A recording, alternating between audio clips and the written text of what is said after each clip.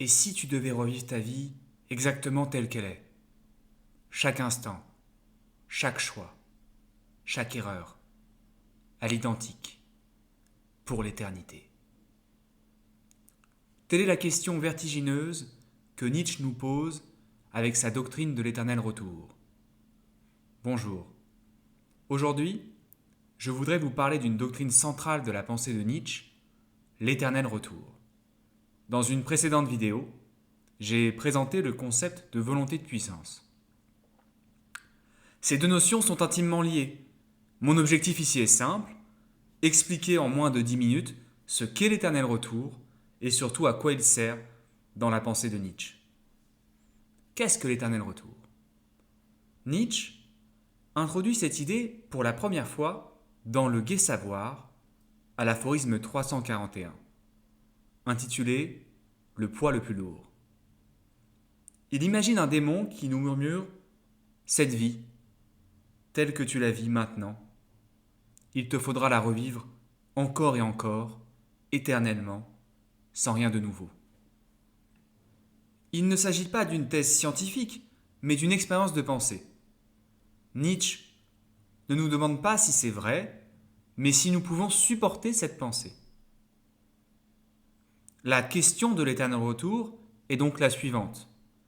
Peux-tu affirmer ta vie telle qu'elle est, au point de vouloir qu'elle se répète éternellement? Venons-en maintenant au lien entre l'éternel retour et la volonté de puissance.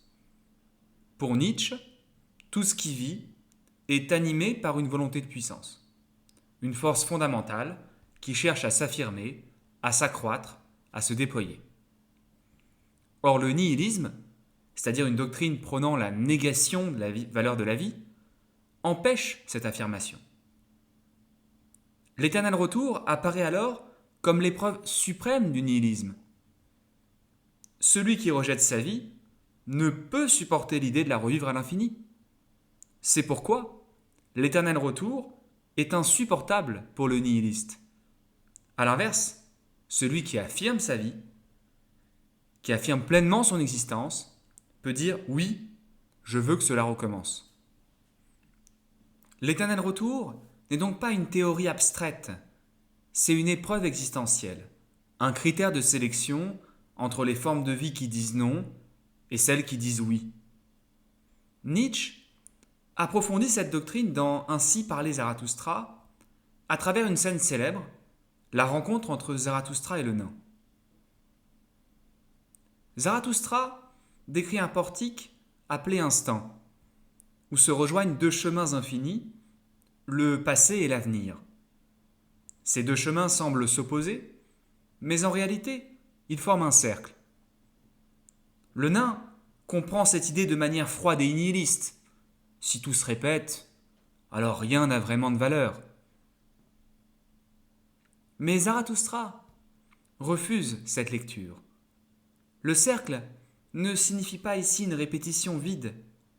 Il figure un temps sans origine ni fin, un éternel recommencement. Pour rendre cette idée plus intuitive, on peut s'appuyer sur l'image de fond de cette leçon, même si elle ne vient pas directement de Nietzsche. Le tableau de Nicolas Poussin, La danse de la vie humaine, représente 4 figures formant un cercle. Elles évoquent à la fois les saisons et les âges de la vie. La vie y apparaît comme un cycle, naissance, croissance, déclin, renaissance. Ce n'est pas un progrès linéaire, mais une répétition pleine. C'est exactement ce que symbolise le cercle chez Nietzsche. Revenons maintenant à l'instant. Ce que le nain ne comprend pas, c'est la grandeur de l'instant. Pour lui, l'instant n'est qu'un maintenant sans intérêt coincé entre le passé et l'avenir. Zarathustra, au contraire, montre que l'instant est un point de collision entre deux infinis. Dans l'instant, le passé et l'avenir se rejoignent. Et c'est précisément là que l'homme peut éprouver l'éternité. L'instant n'est donc pas quelque chose à fuir. Il est ce par quoi toute l'existence prend sens. La doctrine de l'éternel retour nous invite donc à valoriser chaque instant de notre vie. Le passé est un présent qui a été, l'avenir est un présent qui sera, mais seul l'instant est pleinement réel. Celui qui regrette le passé ou s'angoisse pour l'avenir fuit l'instant. Il se détourne de l'éternité qu'il contient. Vivre, selon l'éternel retour, c'est vivre chaque instant comme s'il avait une valeur infinie. On peut alors formuler une maxime de l'éternel retour. Agis de telle sorte que tu puisses vouloir que ton action se répète éternellement.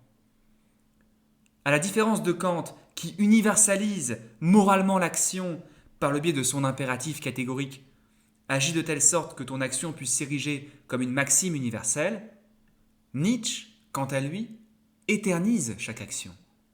La question n'est plus « est-ce que ma vie est morale ?», mais « est-ce que j'aime ma vie au point de vouloir qu'elle se répète à l'infini ?» Pour conclure, la doctrine de l'éternel retour nous oblige à vivre sans alibi. Elle nous responsabilise pleinement. Plus de fuite dans le regret du passé, plus de refuge dans l'angoisse de l'avenir. La vie s'affirme pleinement à chaque instant. Vivre selon l'éternel retour, c'est vivre chaque instant comme s'il comptait pour l'éternité. Alors maintenant, repose-toi la question. Pourrais-tu vouloir que ta vie, exactement telle qu'elle est, se répète éternellement ? Si cette vidéo vous a donné envie de lire Nietzsche, je vous recommande tout particulièrement Ainsi parlait Zarathustra, son chef-d'œuvre. Dans la prochaine leçon, j'aborderai un autre concept majeur de sa pensée, le surhomme. Je vous remercie pour votre écoute.